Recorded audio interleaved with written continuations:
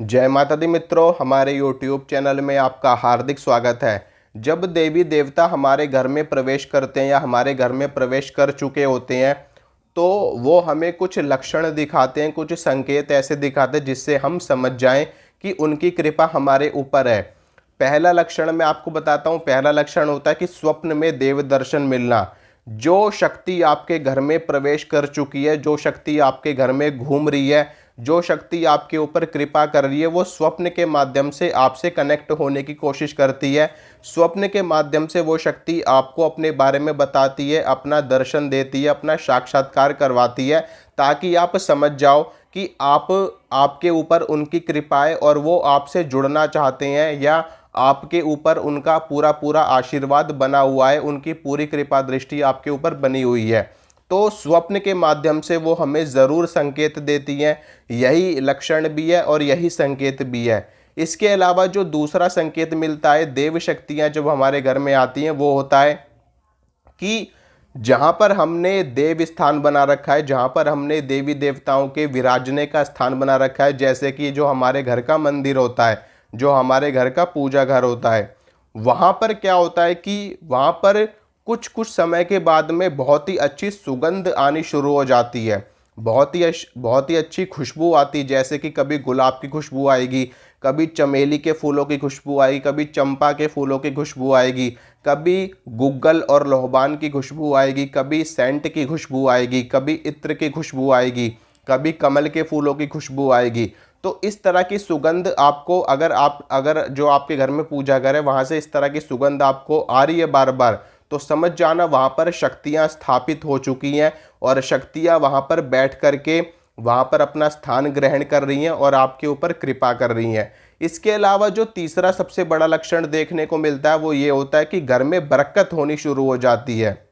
बरकत किसे कहते हैं? देखिए मित्रों, बरकत उसे कहते हैं कि घर में 4 लोग हैं और 2 लोगों का भोजन बनाया गया है, लेकिन उन 2 लोगों के भोजन से ही 4 लोगों का पेट भर रहा है। यानी कि आपके घर में अन्न के और धन के भंडारों की कमी नहीं हो रही। यानी कि आप उसमें से खर्च भी कर रहे हो और बराबर बराबर खर्च करते जा रहे हो, लेकिन उसके बावजूद भी उसमें कमी नहीं आ रही। उसमें अपने आप ही कहीं ना कहीं से धन भी आ जाता है, कहीं ना कहीं से अन्न के भंडार भी भर जाते हैं। इसे ही कहा जाता है कि घर में बरकत हो रही है।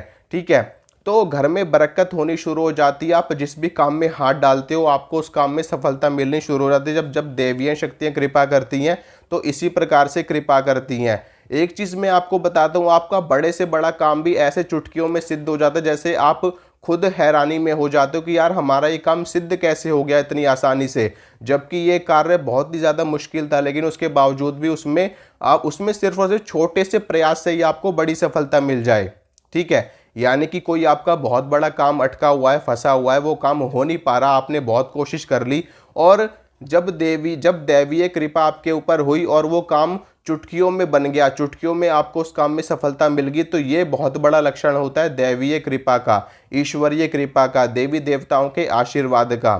तो इस तरह के कई लक्षण हमें अपने घर में देखने को मिलते हैं। शक्तियाँ जब हमारे घर में घूमना शुरू कर देती हैं, हमारे घर में अपना पहरा लगा देती हैं, तो हमें उनके दर्शन भी होने लगते हैं। हमें जब भी आप पूजा पाठ करने के लिए बैठोगे तो आपको आभास होगा कि कोई शक्ति हमारे आसपास है, कोई शक्ति हमसे संपर्क साधने की कोशिश कर रही है, कोई शक्ति हमें छू करके बता रही है कि हम आपके साथ खड़े हैं, हमारी कृपा आपके ऊपर है, हमारा आशीर्वाद आपके ऊपर है। आप जब भी पूजा करने के लिए बैठोगे तो आपको बहुत ही अच्छी सुगंध आने लगेगी, बहुत ही अच्छी खुशबू आने लगेगी।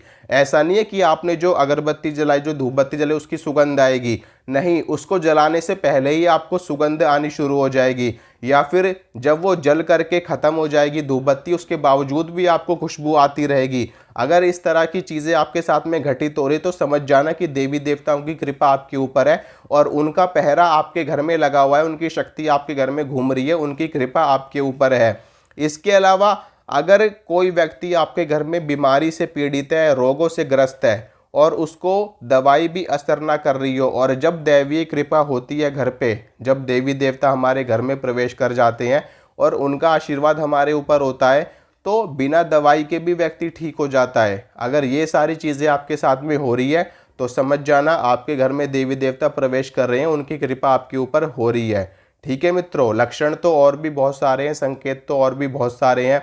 मैंने काफ़ी चीज़ें आपको बताई भी हैं अपनी पुरानी वीडियोस में, काफ़ी सारे संकेत बताए हैं। और कुछ एक संकेत ये हैं, ज़्यादातर ये संकेत देखने को मिलते हैं हर किसी को। इसके अलावा कुछ और संकेत होते हैं जो बहुत ही ज़्यादा गुप्त होते हैं, वो सिर्फ और सिर्फ कुछ ही भक्तों को देखने को मिलते हैं। उनके बारे में भी मैं आपको जानकारी आगे दे दूंगा। ठीक है मित्रों, आशा करता हूं मित्रों जो जानकारी मैंने आपको दी आप उससे संतुष्ट हुए होंगे। अगर मेरे द्वारा दी गई जानकारी आपको अच्छी लगती तो वीडियो को लाइक करना, वीडियो को शेयर करना और चैनल को सब्सक्राइब करना, ताकि मैं जो भी वीडियो डालूँ उसकी नोटिफिकेशन आपको तुरंत मिल सके। इसी तरह की जानकारी मैं आपको लगातार देता रहूँगा। मिलूंगा आपसे अगली वीडियो में। जय माता रानी की।